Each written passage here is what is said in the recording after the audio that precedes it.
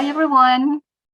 Welcome to this International Coaching Week celebration and our session from the ICF Thought Leadership Institute today. I'm Isabel Mays. I'm from the Regional Development Team of ICF, and I'm just going to share some very brief housekeepings with you. Please remain muted until the end of the presentation. There will be a Q&A session to ask your questions. Can I also invite you to please rename in case you would want to get a CCE certificate for this session. We need to make sure that you rename with your first name and last name, the ones that you used to register for that event. Thank you very much, and leaving the floor to my colleague, Catherine Galley. Thank you very much, Isabel. My name is Catherine Galley, and I am the content writer for the ICF Thought Leadership Institute. The ICF Thought Leadership Institute. Sometimes I think there's a longer acronym. And it is my pleasure this morning to be able to introduce our speaker, Dr. Richard Boyatzis.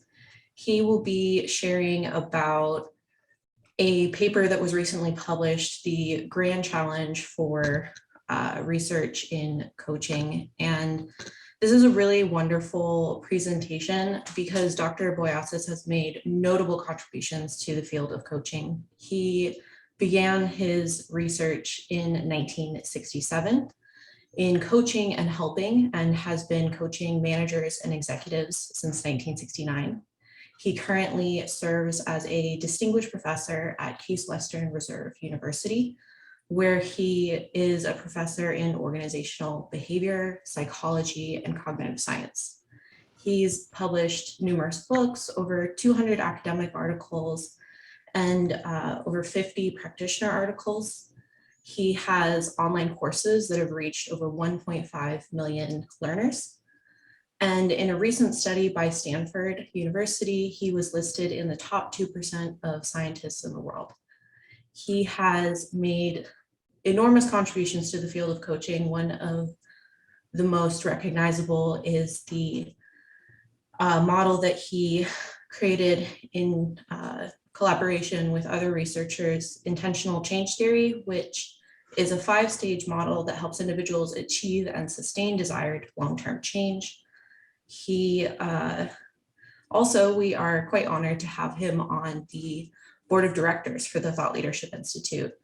Richard has been a champion of TLI since we were founded in 2020 and was gracious enough to help facilitate our convening in September of 2021 on shaping the future of coaching research. So without further ado, I will allow Richard to take the floor. We are so grateful to have you this morning speaking on your research. Thank you, Catherine and Isabel. Well, welcome everybody. I've got the dubious distinction of, since the expectation is that most of you that are signing on are coaches and are practitioners, and many of you actually train coaches and supervise them. I don't assume that many of you are directly involved in doing research. Some may be, and that's great, or you might have during your graduate program. So to some extent, some aspects of what we're going to talk about is going to sound familiar to you, but let me start. I'm going to share my screen so I can start with the PowerPoint. By the way, the PowerPoint is available for every one of you. I don't know, Isabel or Catherine, how do people get it?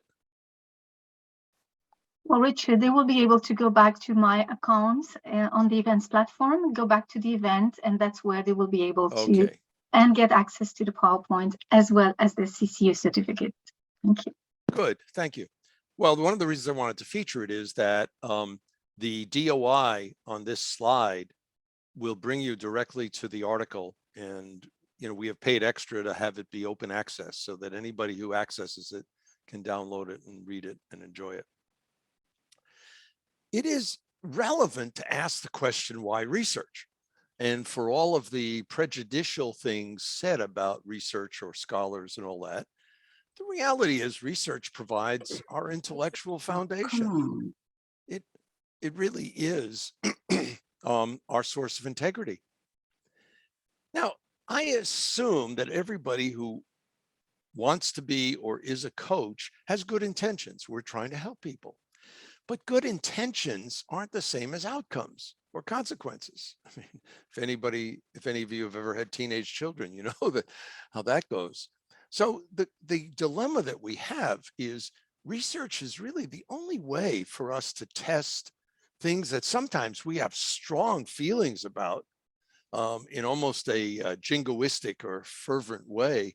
But nonetheless, I mean, I've been at this a long time as the numbers, but when I started this, I mean, I've been probably coaching and studying coaching longer than most of you have been alive. But the fact is that the one benefit that's done is it's allowed me to see a lot of fads.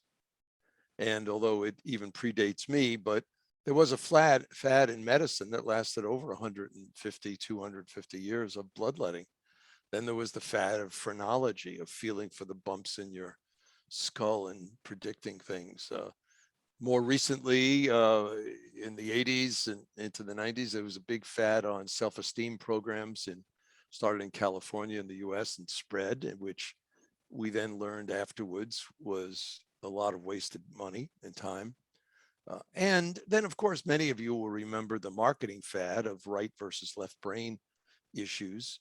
One of my good friends, Ned Herman, was the major promoter and marketer of it. And Ned's a really great guy, very good psychologist. But we didn't know in the early 90s that every part of the brain has a right and left side, and they do different things. So if somebody says, well, this person's being very right-brained or this person's being very left-brained, the only thing we know is they're talking in early 90s language, which has been pretty much debunked now. I won't talk about other fads because some of them might offend some of you who are promoters of these things. But let me just say that we know that when you get as a provider of services or as a provider through a coaching services company or consultancy, part of your job is to get really excited and to try to sell other people on your excitement. The problem is it's very hard for you to walk backwards and to say, well, you know, we've been selling this great approach to coaching for 10 years.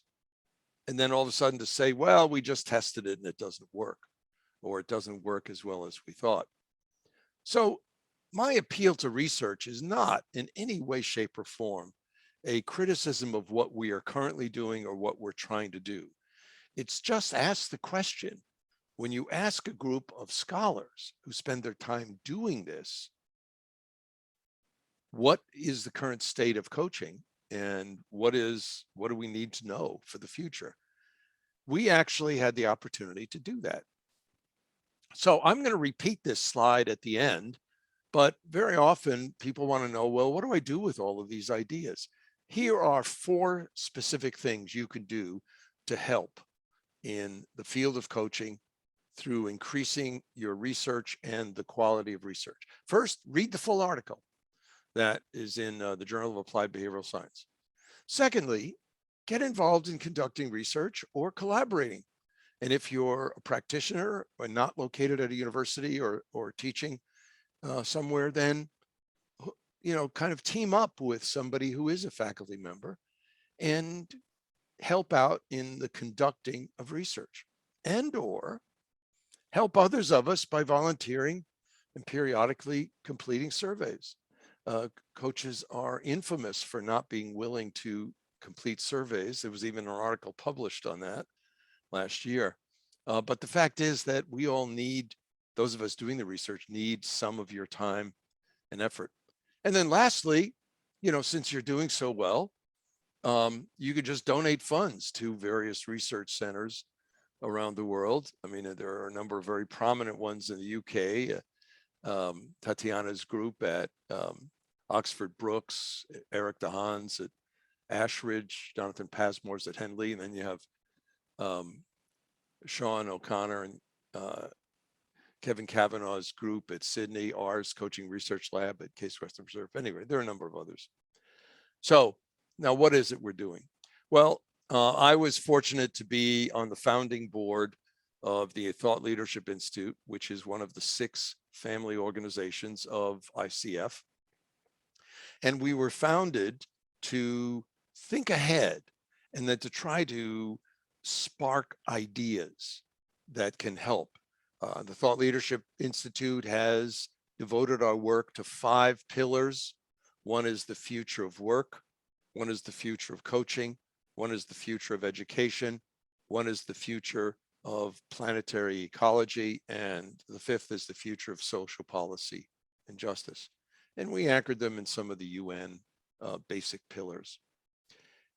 The future of coaching, we decided, would best be served by convening a group of the most recognized published coaching scholars, which we did. And last September, we had 3 2-hour sessions at different times of the day to accommodate all the different time zones of the world. And we had 12 coaching leaders who actually were heads of the different ICF family organizations and the group of us that were the board that designed this, and the 35 scholars. We started each session with 3 presenters that presented about 15 minutes on a particular theme to share their thoughts about what we know and what we don't know and need to know about these basic themes. And then we broke open to, we had some breakout rooms and then a large plenary. And then everybody got a chance to review the videos, which are online, available at the Thought Leadership Institute digital library. And we also were able to then extract the ideas from the presentations and the very active discussion. Even the chats were active at times, separate from the discussion, into a scholarly article, like I said, and Catherine mentioned, that came out. There are also a series of 24 kind of 1.5 page kind of highlight insight series, I think you call them, Catherine, that were more focused on the ideas coming out of the conference, out of the convening, but written really for practitioners. Now, we called it a convening, and we called all the people who showed up wisdom weavers, because we were trying to just say at this point, we wanted to get the people who were spending a lot of time and putting their reputations at stake to try to investigate these things and study them. The themes were the desired outcomes of coaching. And to pose what might seem like a blasphemous question, but it's one that has to be asked: is coaching effective? I mean, do we know that not just because people are willing to pay more money, because that could be cognitive dissonance reduction, but is it effective, in terms of client satisfaction? Well, sometimes, we know it's called a cognitive dissonance reduction effect when you publicly invest money and time. Of course, you're going to value it more. But then the question is, okay, if we are effective, on what basis or to what variables? Second theme was, what are the processes and mechanisms of coaching? What are we learning about that works, that's more effective?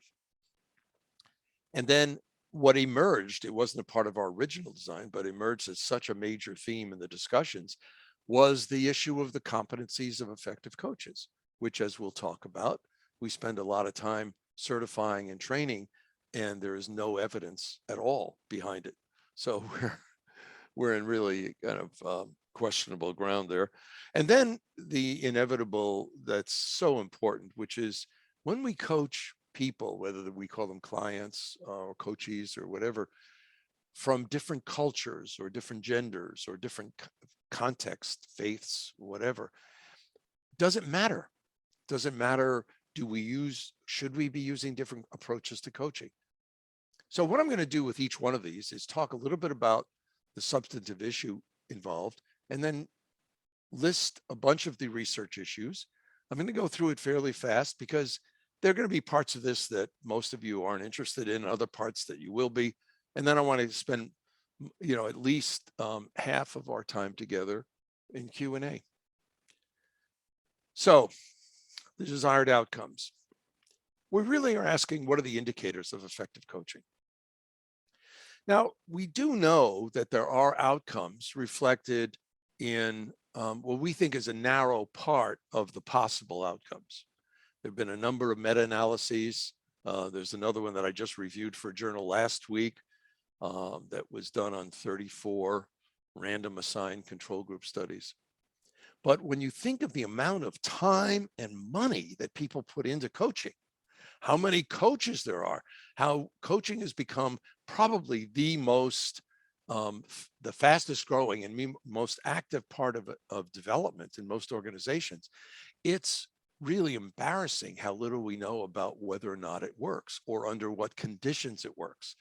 Now, let me say that as a scientist, the most important test of effectiveness is not, well, at the end, did you like it?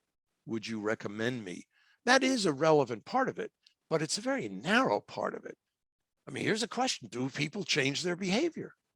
Do they change their dreams? We know that a change in a person's vision or sense of purpose can have a profound impact on the future of their lives. Do they change the quality of their relationships? Now, the ultimate test of this isn't to do pre-post studies because you have to have a comparison group. Otherwise, you don't know whether or not the effect is the same. I mean, when I was in my training and practicing as a psychotherapist during much of the 70s, I remember this famous study done at the National Health Service in the UK in the 60s by ICW, which they basically took people who went through psychotherapy, the talking cure, and assessed them clinically and then did a year later. And what they found is that people who had a year of psychotherapy changed as much in positive directions as people who were on the waiting list. It was a very humbling finding for all of us who were psychotherapists. So that's why you need a control group. And then you need randomized assignment of people, which is not usually possible when you're doing an intervention, but it ends up becoming very important because otherwise there are volunteer effects as to who says, okay, I'll help out. Now we have enough of these studies that we've seen, I think, the 5th or the 6th meta-analysis where you put all the results together. All of that suggests that, yes, good news. On the whole, coaching seems to work. And the evidence, though, is in certain areas and not others. We know that the client or coachee's satisfaction with their coach is a key part of the process. That's one of the things you want. And we also know that that's been established. Eric DeHaan and his colleagues have done a lot of work with this. I think they call it the Coaching Alliance or the Research Alliance, the Relationship Alliance, rather.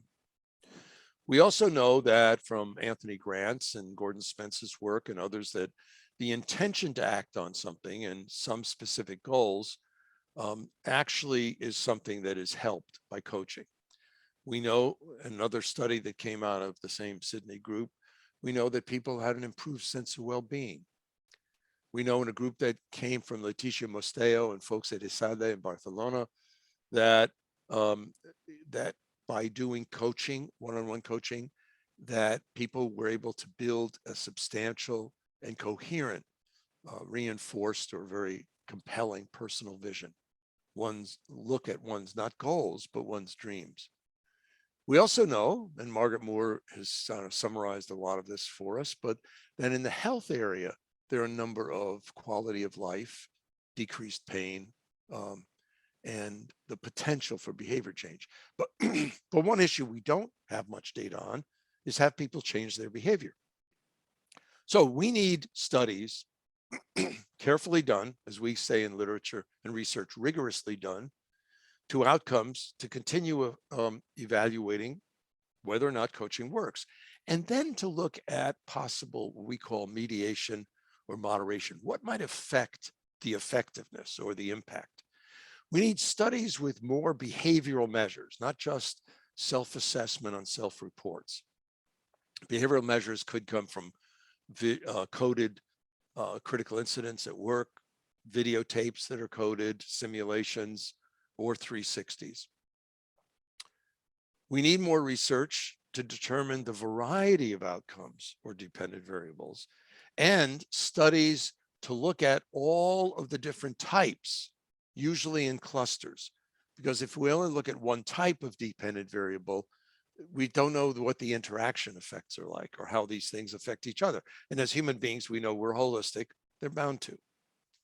And then, of course, as we proceed, we need more replications because science, one study doesn't make a discovery. I mean, it's a discovery, but it doesn't make us confident in it, and replications provide confidence.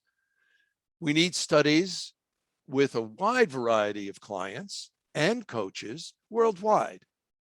And while most of the studies have been done in North America or the UK or Australia, we now are seeing a beginning of studies done in various parts of the Middle East, Sub-Saharan Africa, and just the beginning of studies in the Asian continent.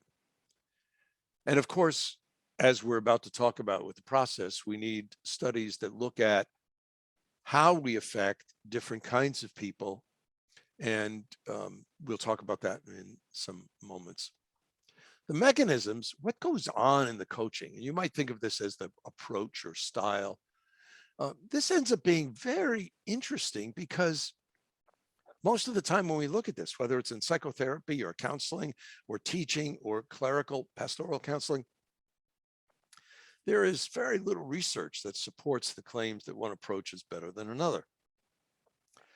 One of my friends at the time in the 70s, when I was working a lot with alcoholics and drug addicts, had taken on the question of, was short-term or long-term psychotherapy really useful for alcoholics? Was, Freudian or Gestalt or Rogerian or rational emotive or each of these types of therapy? And he did this analysis on all these different studies, and Chad Emmerich was the scholar's name. And what Chad found was the duration of the therapy didn't matter. The approach to the therapy didn't matter. What mattered were the skills, or what we'd call the competencies, of the therapist. And that, again, is one of these humbling discoveries that comes sometimes from research.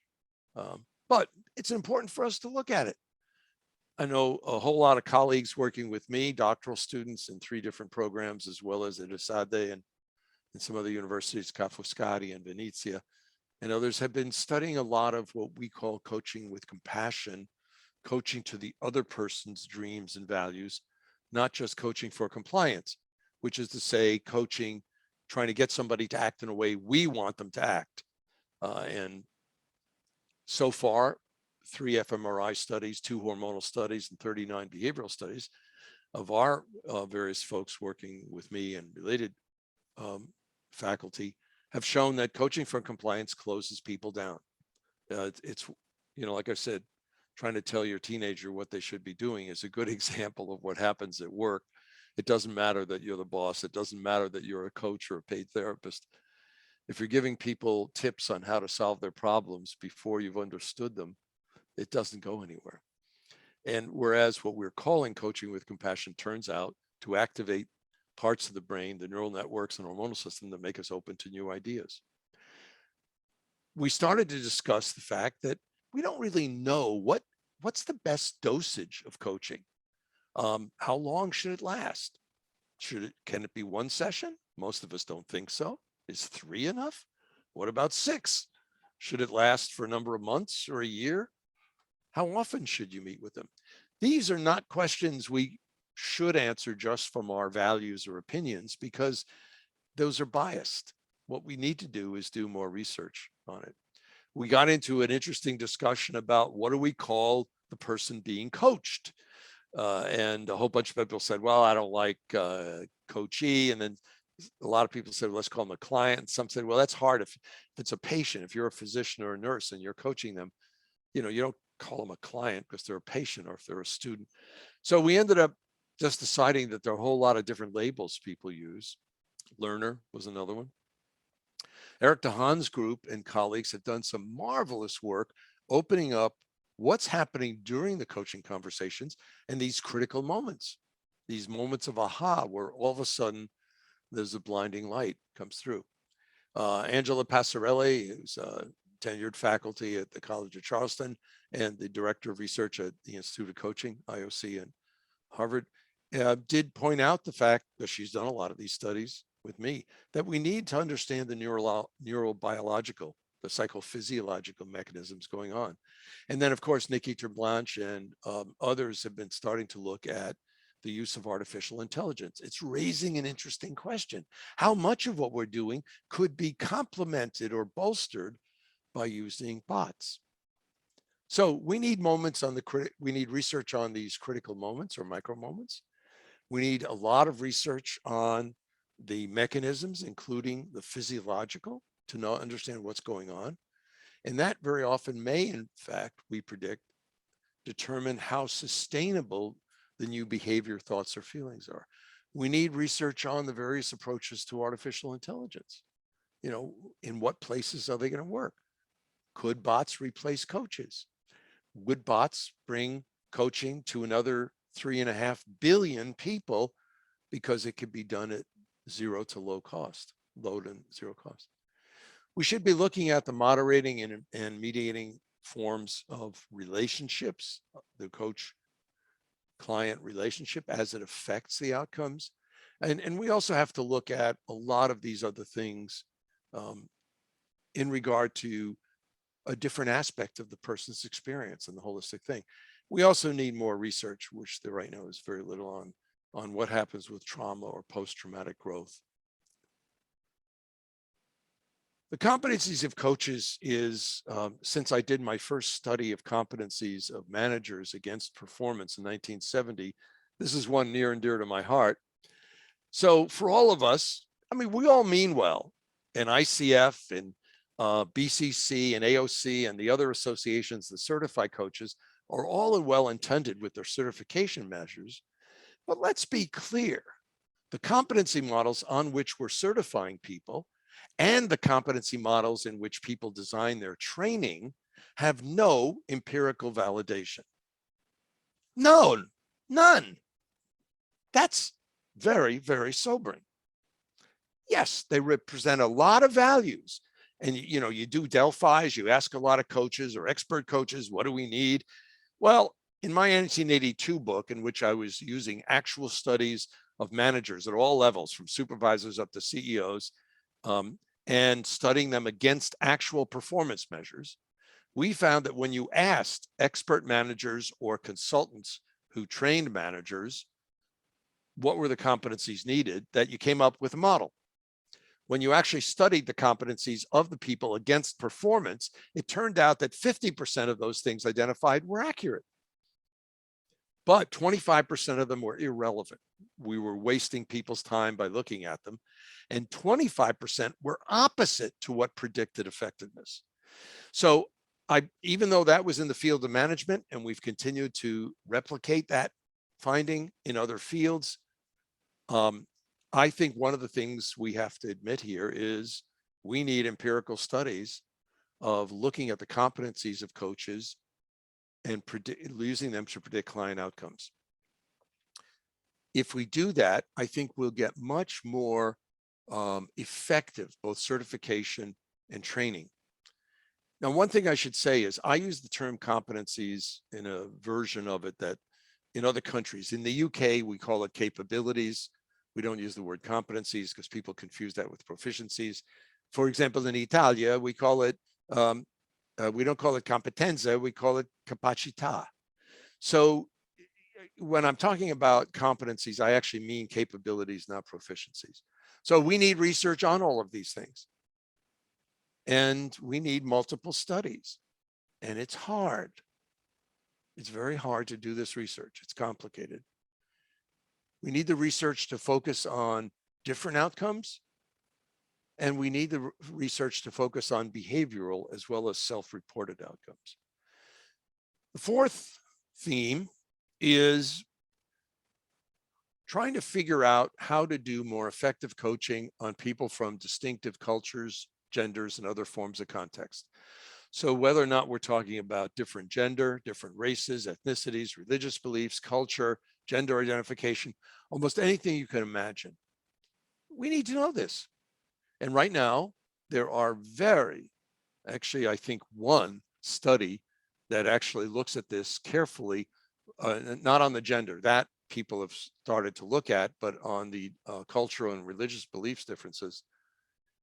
One of the problems is people keep wondering about the matching hypothesis. The matching hypothesis started in psychotherapy and then now into clinical social work and in other fields. And that says that if you are a Greek female, you need a Greek female coach, because nobody else is going to understand the problems you've gone through. My sister says, I'm a good example of, as a Greek American male, I can never understand the trials and tribulations she's had to go through because of how both the culture dealt with her as a female, but how also my parents.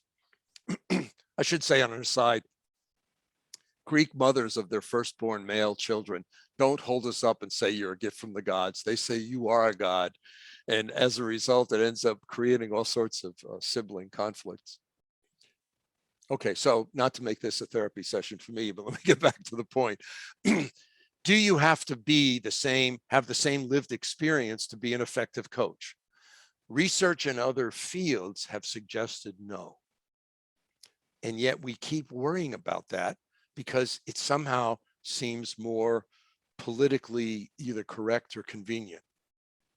We really need to test it in research. And then lastly, one of the things that happened in the discussion of this is a number of people said, we really need to know how this goes along with organization development or institution development in government or nonprofits. So we need a lot of different studies. We need them in different places. At some point, we'll need to be able to look at different ways of different characteristics of the coaches and the clients.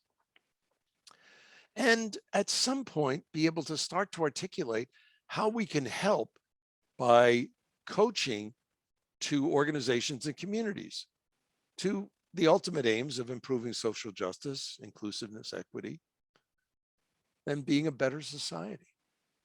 Now, these weren't the only topics of importance. We thought the next time we do one, we want to focus on team coaching, which Dave Clutterbuck and Peter Hawkins and others have done some magnificent work with. I'm beginning to suspect the growing interest in new activity and artificial intelligence is going to require some special work. And then groups of folks working with me on a whole new study group we started at my university on peer coaching. It ends up being another one of these things that could democratize coaching even further.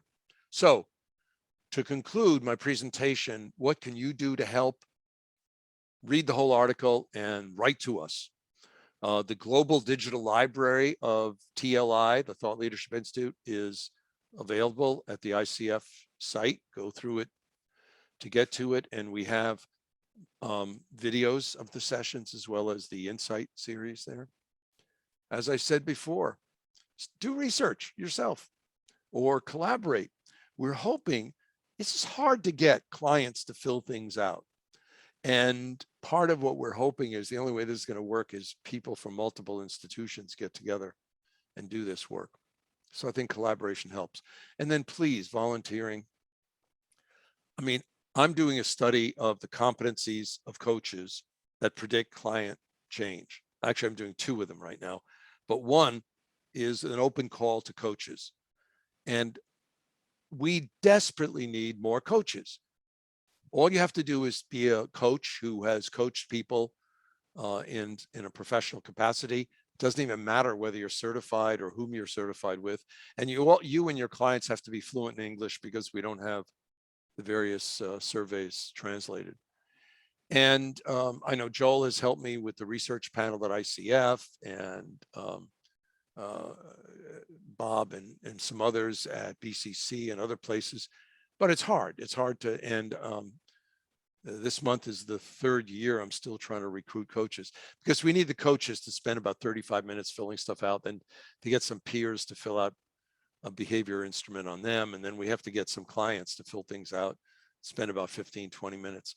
So that's just a pitch from my own research, but I didn't want to kind of lose this major opportunity. So I'm going to stop sharing now and open it up. And what I'd like to do is to say, rather than just type in, could you unmute and show, your video? There are only 47 people on the call.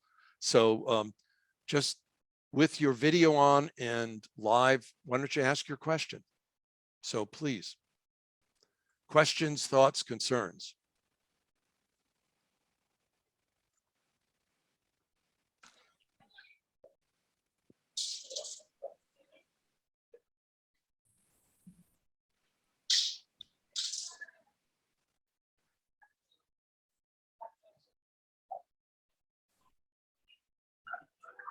Afsana, go ahead. Hi, good afternoon from Dubai. Good afternoon. Thank you for this wonderful session. Much appreciated your great feedback, and with the rich experience that yourself can bring with. It's a wonderful experience to be part of this session. I just have a quick question.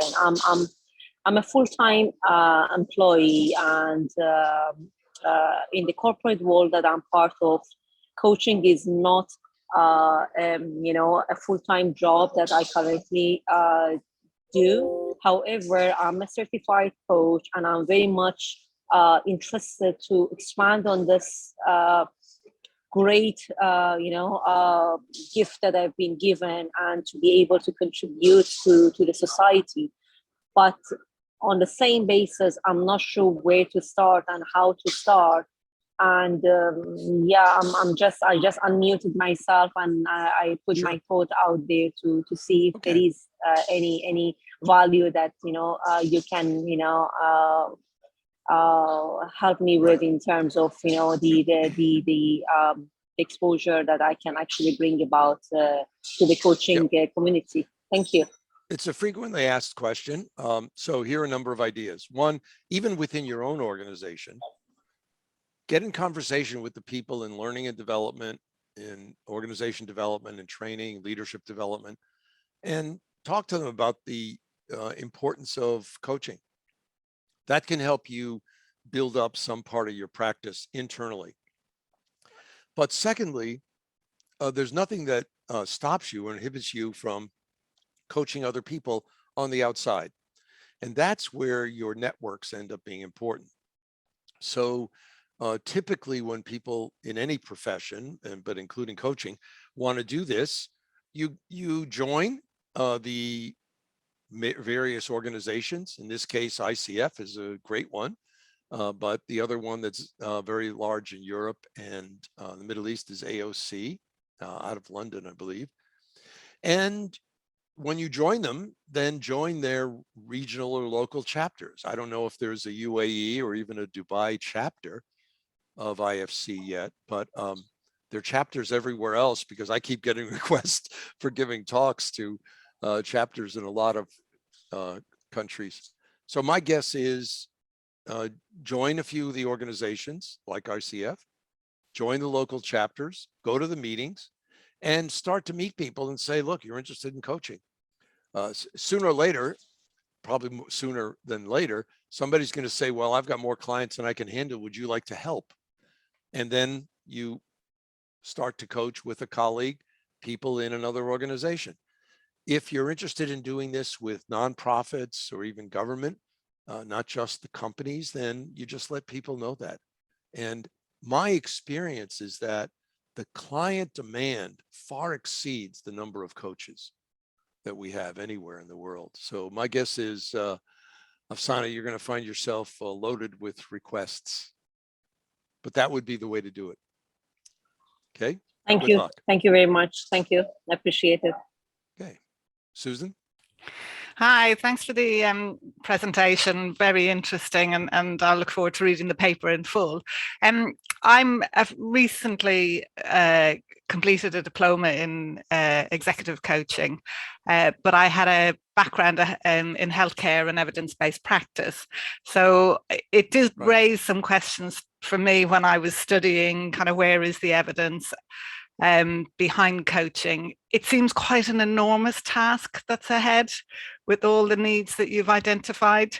Would you consider any way of prioritizing where the need is and how to influence maybe those training programs to be aware of that? Anyway, yeah. I'm sorry, I didn't mean to cut you off. Which program did you graduate from? I don't know if I want to say, because I don't want to be critical of one, but Okay. I'm in the UK. Okay, well, I know many really good programs in the UK. So yeah, well, it was Cambridge. It was a good one. It was, okay. yeah, it was, it was Or as- good, but it was just, or as those of us who live in Boston say, the other Cambridge.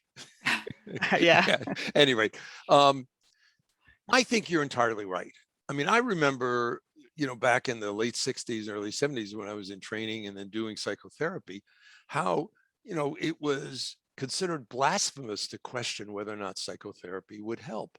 I mean, there were all these people with mental and emotional and behavioral problems. Of course we could help because we cared. Yeah. Well, if that was true, then every parent would be really effective and we wouldn't need psychotherapy on the whole because everybody would have a great upbringing. So I think you're right. It's humbling. Now, in the paper, we actually did prioritize the research needs. So within each of these 4 areas, we have the list that I showed you. And it was too hard to see on the PowerPoint because I was trying to get stuff to go quickly, not to read everything.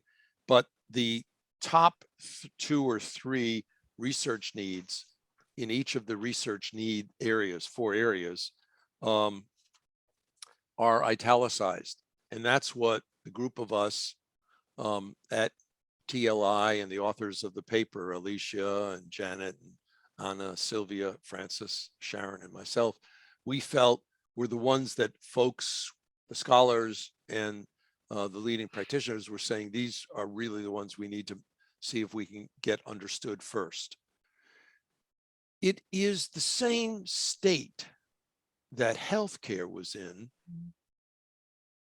100 years ago. I mean, we always think that even healthcare is such a rich, long history. It does have a long history. It is rich because of its political impact. But, 120 years ago, we still hadn't locked down bacteria as a concept.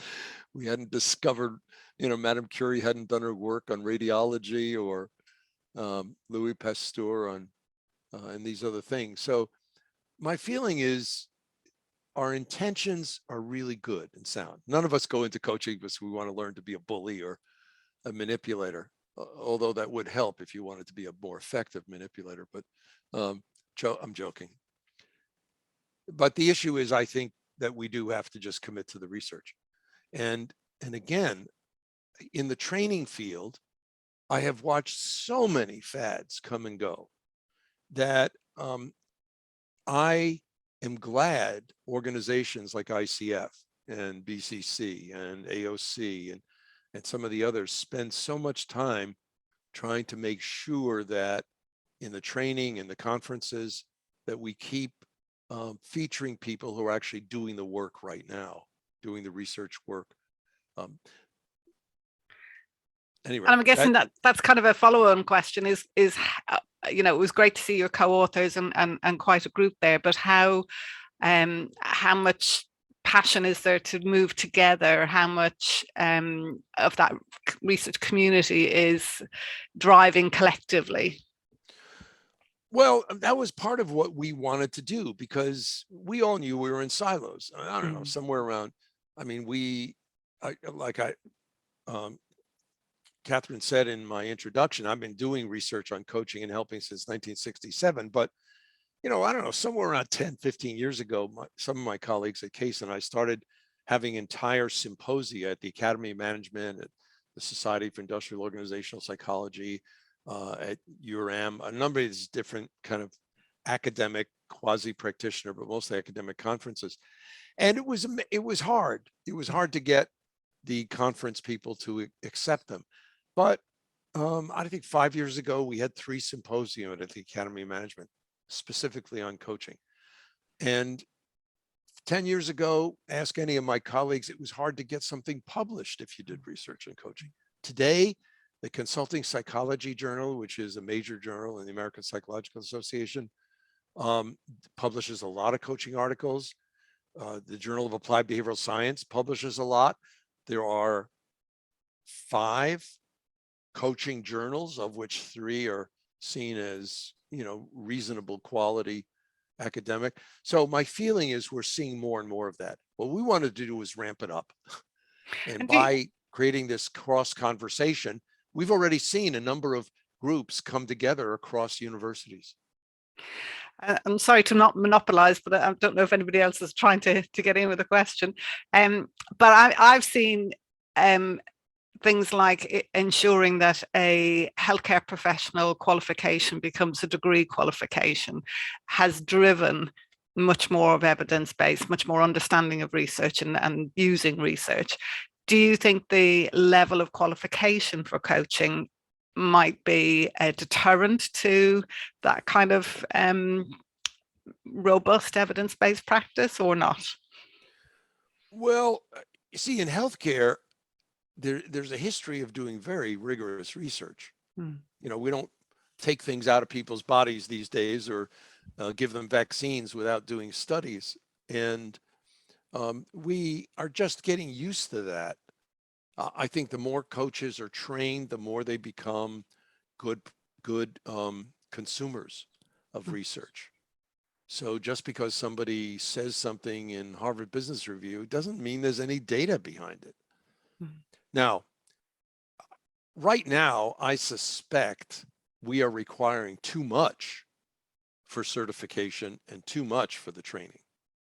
And what I worry about is, in pursuit of trying to do everything everybody thinks is important, we're not zeroing in on those parts that are absolutely key. I mean, one that will go as a duh is listening. You know, we know that listening is important, and we know that asking powerful questions are important. But those are two behavioral manifestations of one competency, empathy.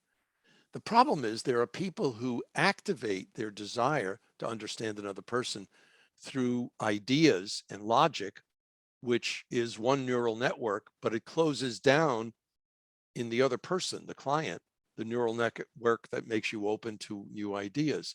So it's a very, the more we know, the more we feel we need to know.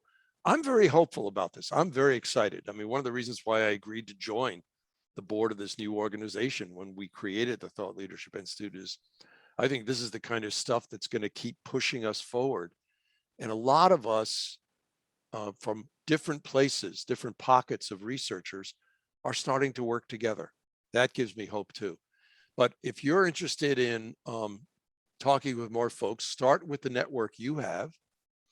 You know, you've got a whole bunch of, you know, that aren't that far physically from you in terms of the Ashridge group where Eric DeHaan is, or Jonathan Pasmore and Rebecca Jones' group at Henley, and Tatiana's group at Oxford Brookes. I mean, it's everybody worries about the fact that it's you know, very not really even Eurocentric, but Western centric with the UK and the US and Australia. And I'm not saying that it was the empire that fostered all of this, but I think it's where there's a pattern of valuing research on human processes.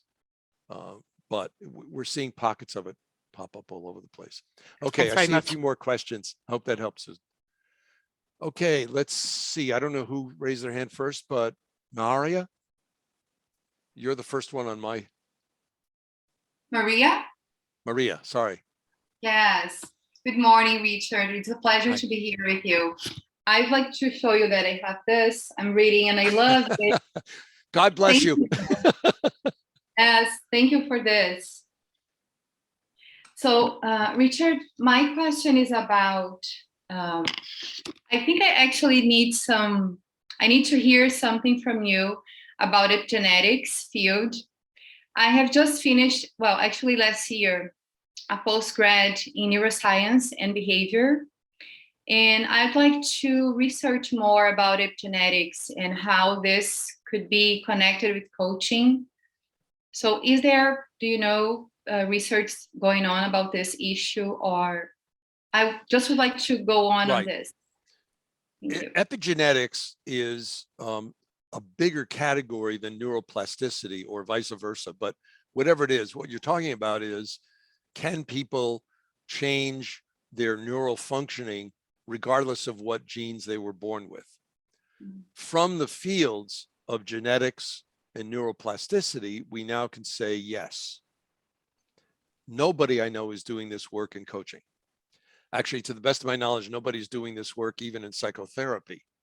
The only place where it even comes close is in the treatment of neurodegenerative disorders like Parkinson's, Alzheimer's, dementia, and prion, where right now, they're doing as much with stem cell implantation as some of the behavioral, but we know that certain things help delay onset of neurodegenerative diseases. And it looks like from the research, it's because we're helping people with neurogenesis, growing more neurons and getting them these pathways, these networks established. Cognitive activity helps. And it turns out the issue is you have to push yourself cognitively in ways you haven't before. So just doing crossword puzzles, 4 times a day, every day is not going to do the trick. And it's one of the reasons why people suggest traveling and being in different cultures with different languages and people that are very different really helps you cognitively. A second one that is shown to be very important and could in fact be a little more important than the cognitive activity is physical exercise and maintaining activity. Doesn't mean you have to pump iron, but the idea is you have to, get your pulse rate up. The third, which now is predicted to be more powerful than the others, is social interaction. And that's why I'm emphasizing right now with a lot of the doctoral students I'm working with peer coaching in groups, because I think that's going to really help us in the long term, not just one-on-one coaching. But I suspect from the other research that yes, at some point, somebody will do one of these studies, but it's as you can imagine, each of the fMRI studies that we did 3 of them. They each cost $100,000 and we weren't even paying us as faculty anything. It was just for equipment and support and all that. So I don't expect to see that quickly, but I think there's enough interest growing. The one thing I would like to warn is that you have to study it with people who are actually doing some of this work. So just caveat emptor about any programs run by really slick. They could have PhDs or not, but that's not the issue. Anyway, Maria, I don't know if that helps or not. Where are you based physically, geographically? I am in Brazil now, Porto Alegre, South Brazil. No, I know Porto Alegre. One of my wife's good friends is from there. Nice. Anyway, Nice. I don't know anybody doing that work, and I've talked to folks in the medical community in Brazil. Perhaps the most active folks are in certain labs in London and a couple of the places like Duke University in the US. I know Harvard has some stuff going on. So I would say chase the articles that talk about neuroplasticity. They may be hard to read in neurological and neuroscience journals, then find the authors and then email them. Okay. The worst that happens is they don't answer you. How about the Francis? folks? This one, Richard Francis. I don't know him. Okay. Sorry. Doesn't mean he's not good. I just. Yeah. Okay. But that's going to be the key to kind of getting involved in doing some of that. And just remember, studying behavior change is really important. We haven't gotten there yet with coaching. We don't have any studies showing that as a result of coaching, people change their behavior. Yeah, that's my idea. I'm sorry? No, that's my idea. I'd like to start researching on those things. Right. Well, and part of it is get in touch with, the people who think about research all the time are usually at universities. Sometimes they're a research center. Occasionally a consulting company will do it, but consulting, I built and ran a few consulting companies for 11 years. So I know, but the problem is in consulting companies, very often you have to sell your stuff rather than keep questioning it. So, but start reaching out to people, and you'd be surprised how quickly people would say, yes, it'd be great to have you as a research assistant. I mean, one of the nice things about COVID, although there's many horrible things about it, but it has made us truly global in a lot of our relationships. Okay, good luck, Maria. I'd like to go to another question, if it's okay. Yes, thank you very much, Richard. Thank you. Okay, Katrine. Hey, hi. Hi. So here in the UK, I've literally just finished my professional coaching diploma last week. Hopefully be fully certified in the next couple of months, once I've kind of decompressed from the last 8 months. My phone signal's been kind of in and out during the last kind of hour or so. I think you mentioned that you were looking for coaches for kind of research purposes. I may have missed the point with that. Yeah, I'm looking for coaches to volunteer to be subjects for our study on the competencies. Yeah, more than happy to have a conversation around that. Sorry. I don't have, let's see. You know what, just to not take time now, if you send me an email, my email is my name, richard.boyatzis@k.edu. Send me an email. I'll send you the URL and you can go to the research site and look it over. Okay. But I appreciate that. Thank you. Yeah, no, that's fine. I actually coach mainly through the medium of Welsh, but obviously we're all bilingual, so I don't know how that would work, but you know, I can kind of do as both. long as a person is fluent enough in English, that's what we need. Yeah, all good. Also, there was a link earlier to the article, which I can't see now in the chat, but again, because I've been in and out, I don't know if somebody admin it's on the it's on the first page, the second, the first slide, the third slide, and the last slide in the presentation. So download the slide presentation and you'll have it. Thank you. Okay, and good luck in building your practice. Thank you. In no time at all, you'll become thin, rich, and famous. Those are outcomes I didn't mention. If only. Yeah, right. Okay, thank you, Katrin. Noon. Nune, sorry. Thank you. I'm happy to hear you. I'm based in Geneva, Switzerland. Now I'm connecting from Armenia, and I was having difficulties to hear you. However, I have a question, and maybe you could answer to that quick too.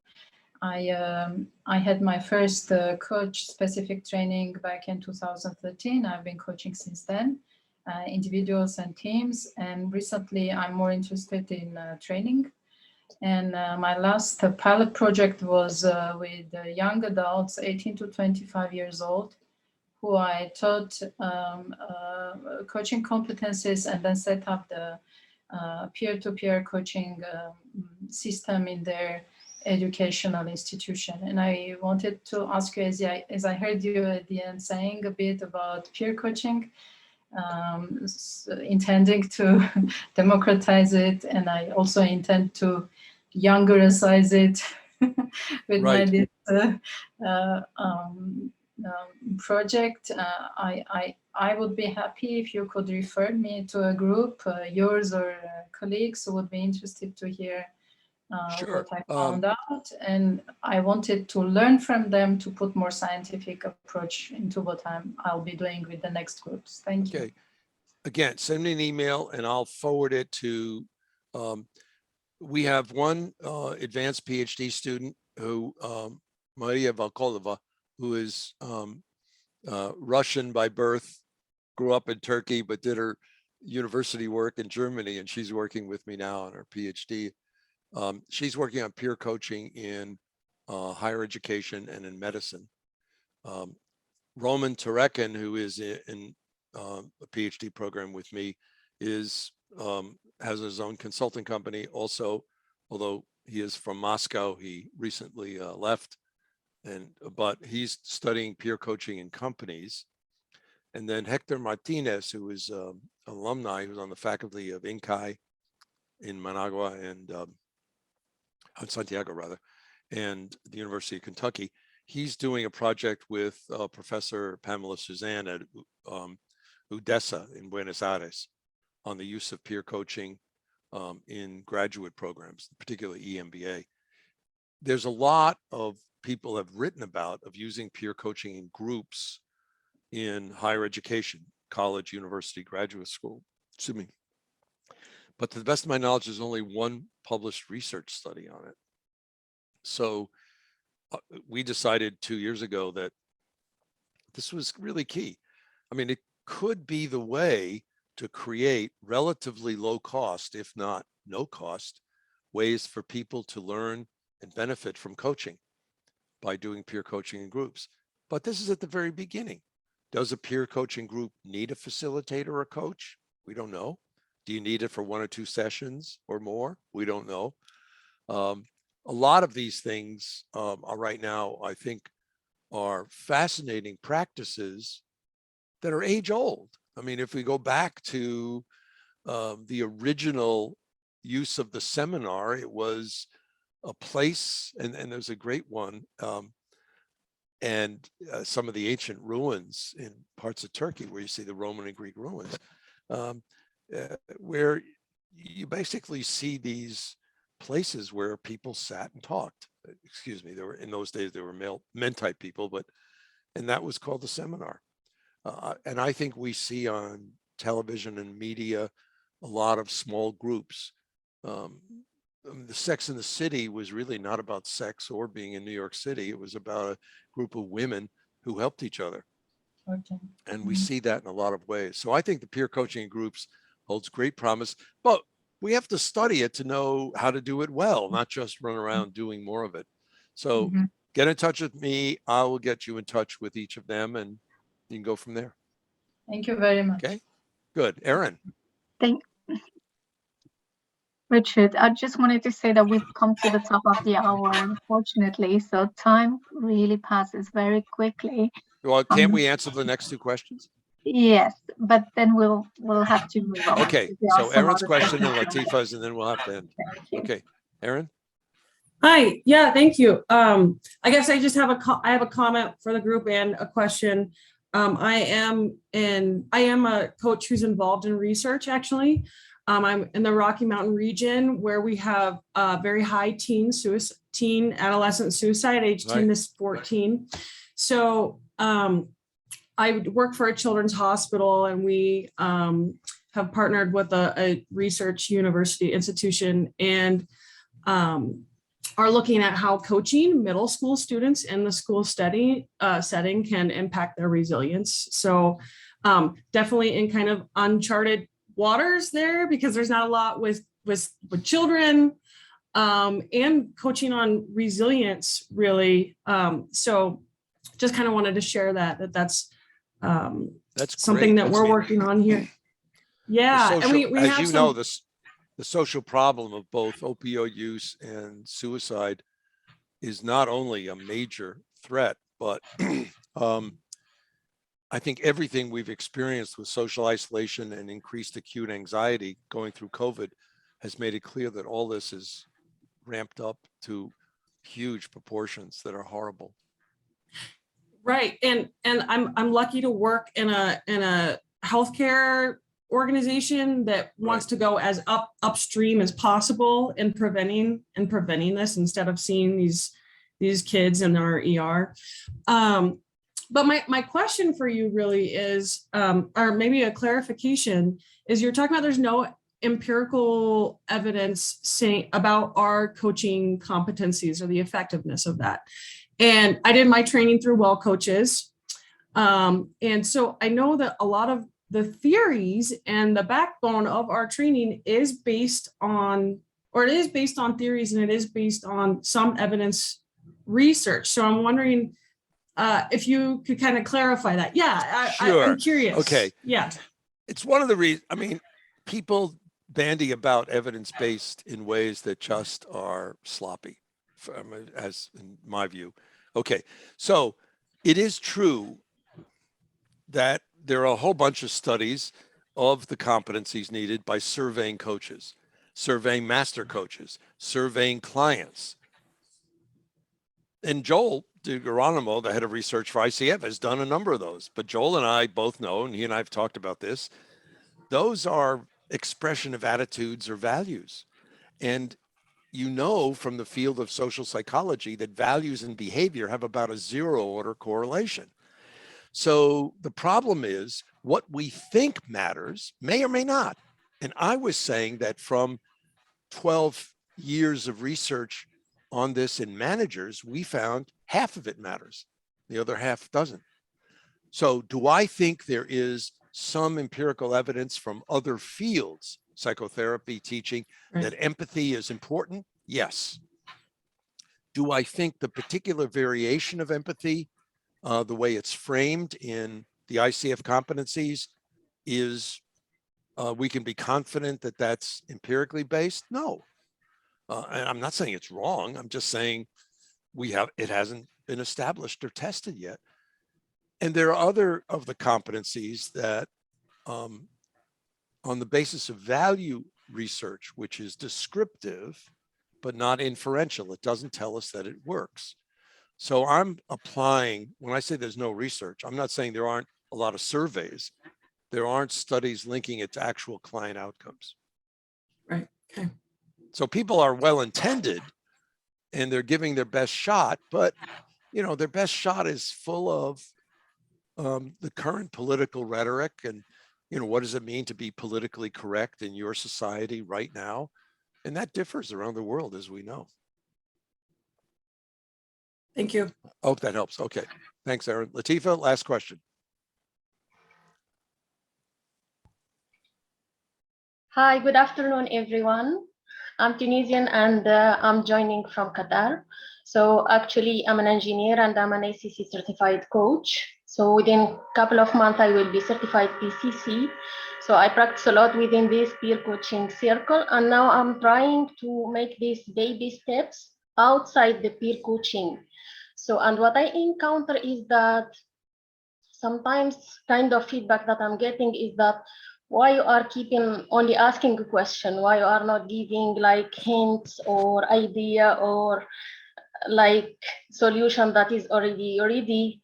And sometimes I mention what coaching is. Sometimes I did not mention, I try to do it indirectly, means I tried both ways and always getting this kind of feedbacks. Right. So now my question is there any hints from your side that will support me on how to make my practice more effective and then to help these people and to support them to polish their internal diamond outside this peer coaching circle? Because, we will not forever work within this peer coaching. So we need to expose ourselves and to go outside and or what you have with that. The second point, please, if you don't mind to mention your emails in the chat, and I'm also interested in your research, if that's possible to join. And thank you so much. I'm really grateful. Okay. Latifa, the crucial issue is when somebody says, well, just give me the tips, don't keep talking. You find that's typical of people in engineering. In medicine, surgeons are like this, or pathologists, people from IT. So there are people who join certain fields who are very analytic. Well, we now know over the past almost 20 years of research that the neural network activated by people being analytic, like people in engineering, suppresses the neural network you need to be open to other people or new ideas. So when people say, I want you to be more efficient, just tell me what I should do, what they're actually saying is, tell me what I should do so I can ignore it. That's the case. Yeah, because they just won't do it. So what they're really asking for is, well, will you just stop all the blabbering and talking? Just tell me what you think I should do, and then we can get over this and get back to my real work. So the interesting issue to ask people is, I have an exercise that I use in most of my lectures and speeches, actually, in all my classes, in which I ask people, in the beginning of a process, who helped you the most in your life? Think about it. The individuals who help you the most become who you are. Whole life, not just work. They think about it. And then I say, okay, now, you probably put thought of at least 3 to 5, maybe more names. Start at the beginning, the first name you thought of. Think of a moment that you had with them in which you learned something important. And then do that for each of the first 3 or 5 people you listed. Then I have people, if I'm working with them directly, I have them either form pairs or trios or sometimes quartets, and I have them share those stories. Then I ask the question, how did they act? What did they say or do? How did it make you feel? 80 to 100% of every moment that people remember, and I've done this exercise on all 7 continents, including Antarctica, and whether I'm in Astana, Kazakhstan, or Milano, or Chicago, people answer the same way. And when people start to answer, what they talk about is somebody who asked them to consider possibilities, not told them what to do. They didn't say, oh, Latifa, you're a girl, you should be a nurse. They asked questions. So what happens is you then now start to create what we call the experiential evidence, where the person says, oh, yeah, you're right. I don't really want you to tell me what to do. I want you to help me figure it out. So that's one technique to use. The other has helped people realize that coaching only works when the person wants to somehow consider change. And again, I usually pick on teenagers because as parents, those of us who have had teenagers are almost universally acknowledging the fact that they don't really want to listen to us or what they hear is very different. So I would say that true, but the research on engineering effectiveness is very clear. I did a study in one Fortune 50 company that was published a few years ago, showing that engagement, as you know, is a major problem throughout the world, motivation problem. Well, these were engineers in the research part of this huge company, and I collected the data from multiple countries. And it was very clear that their degree of engagement was huge amount, 27% of the univariance in the multivariate analysis was by their perceived shared vision or purpose for the project team and the relationships, not the goals. I mean, specific goals turn out to be, kind of narrow and close people to change early in the process, but the opening up ended up being different. So it's frustrating. Believe me, my first career was in aerospace. I mostly worked on control systems of interplanetary vehicles, and I am nerd. I am very geeky in that way. And I've lived most of my life with engineers and scientists, so I know the problem of which you speak. Well, I know, Isabel. I'm sorry, I really need to wrap it up because I'm starting another session in 1 minute, so I need to be respectful of the next participants. So thank you so much for today's session. Thank you for extending the time for questions. Really appreciate it. So guys, you've seen in the chat, there are plenty, 1,000+ events available in 28 languages all week long. Feel free to sign up for any events you would like to celebrate coaching with us and with ICF. Thank you again, Richard. Thank you so much, Catherine. Great work from TLI. And make sure all of you to visit the website. The link was shared as well. Thank you so much and see you very soon. Thank you. And coach on. Thank you. Thanks.